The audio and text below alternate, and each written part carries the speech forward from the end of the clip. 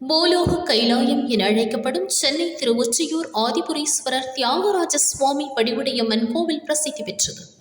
இங்குள்ள ஆதிபுரீஸ்வரர் சன்னதி அருகில் அருள் பாலிக்கும் 63 நாயன்மார்களில் ஒருவரான கூற்றுவ நாயனார் குரு பூஜை விமர்சையாக நடைபெற்றது. இதையொட்டி சுவாமிக்கு எண்ணெய் காப்பு சாற்றப்பட்டது.